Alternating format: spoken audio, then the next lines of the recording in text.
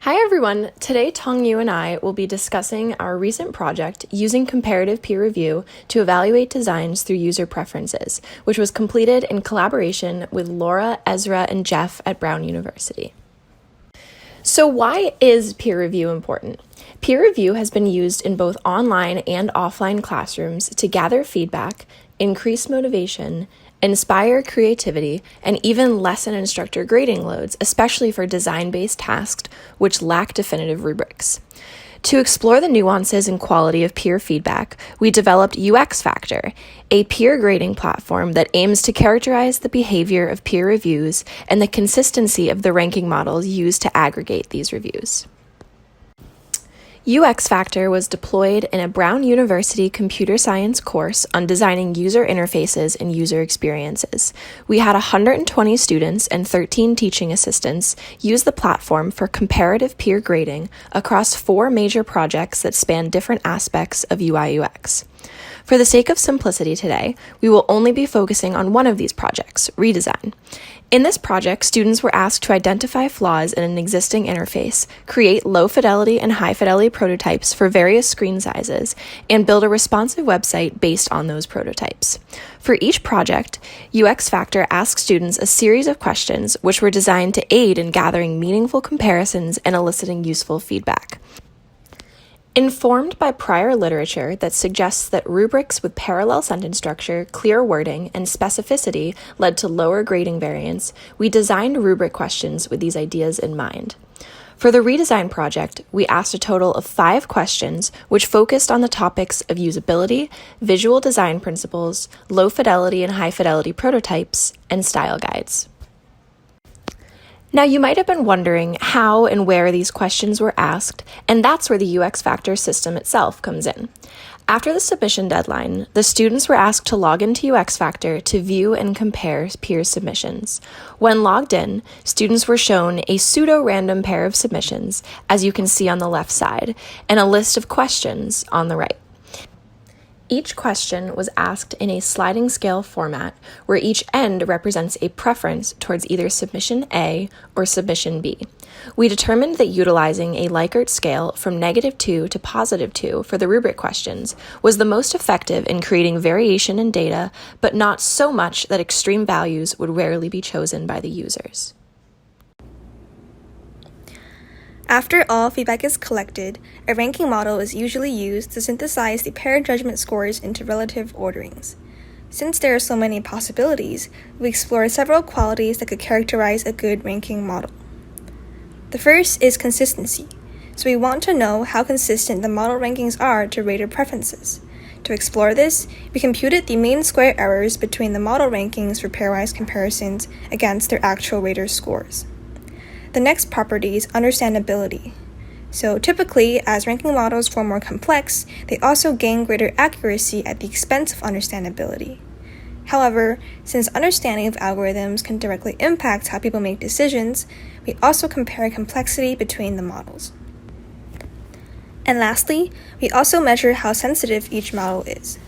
Since classroom sizes may highly vary, we want the ranking model goodness to remain consistent with both less and more raters. With these properties in mind, we mainly investigated 4 ranking models: a simple average, additive, PageRank, and Bradley-Terry model. Like its name suggests, the simple average takes an average of all the ratings a submission received. The additive is similar. After computing the sum of the ratings, we also divide it by 1 plus the number of duplicates in order to dampen the effects of repeated extreme ratings. PageRank and Bradley-Terry are more complex. PageRank uses a graph-based approach, converting the submissions to nodes and ratings to edge weights, while BT approximates the chance that all submissions are better than each other using maximum likelihood. But both are able to capture transitive relationships. Each model has its pros and cons. For example, the simple average model is easily explainable and very computationally efficient, but it does assume that all comparisons have equal weight, which is not necessarily the case. If, for example, one submission was repeatedly only compared against the same other submission, that would introduce bias. The additive model resolves this duplicate comparison bias by damping the submission score by the number of duplicates. However, this model still assumes that pair generation is fair, which is again not always the case. If, for example, a submission is only compared against other submissions that are strictly worse than itself, then its ranking will be inflated. The last two models, PageRank and Bradley-Terry, mitigate this bias by accounting for transitive relationships. However, PageRank suffers from a size bias, meaning that submissions that were compared more often will receive a higher score, while BT is comparatively harder to explain to students.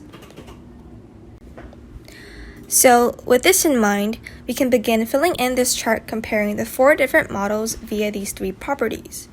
Again, the simple average model has the lowest complexity and thus is easiest to understand, while BT is much harder. We quantify consistency by comparing the rankings produced by the model against the actual preferences provided by each rater and compute their mean square errors. For sensitivity, we first generate scenarios with different class sizes. To create smaller classes, we randomly remove raters and their respective ratings. To create larger classes, we randomly add X number of raters with random ratings ranging from -2 to 2. Finally, we measured the rate of mean square error change with different class sizes. And from that, we found that the Bradley-Terry model was the most consistent. And this makes sense, as discussed earlier, this model was free from the biases that plague the other models. However, something interesting to note is that the simple average model actually had lower error rates than both the additive and PageRank model, meaning that complexity and consistency are not necessarily correlated. We also found that the PageRank model was the least sensitive to differences in class size, especially with more noisy raters. And this is interesting as it was comparatively the least consistent with the actual class size of the study. From our analysis, we can make several recommendations for peer review systems. The first is to write rubric questions that will differentiate submissions. This is something we noticed when comparing model rankings across different projects. As previously mentioned by Sarah, each project had a different set of rubric questions created by the instructor. We found that questions about features that most submissions had completed similarly well resulted in very little impact on the final rankings. Second is, given enough random pairings rated, a simple average of rater preferences is sufficient. We found that while more complex models like BT had overall higher consistency, the simple average model also had pretty low error rates. Although we do note that these observations were made with at least 15 ratings per submission. And lastly, we recommend that in large classrooms where students are more likely to judge inconsistently, so this could perhaps be in an anonymous classroom or one where there is no incentive for high-quality feedback, then we should consider the PageRank model. And finally, here's an example of a real-world use case for UX Factor at the 2021 Adobe College Creative Jam in Japan. Students use UX Factor to iterate on their designs for a mobile app that supports sustainable farming. On the right here, we can see example works that came out of using this system. And overall, the organizers also seem to enjoy employing UX Factor into the Creative Jam. Here below, I've also included the link to UX Factor, and both Sarah and I would be happy to help anyone set it up for their own classrooms or events. Thank you for listening.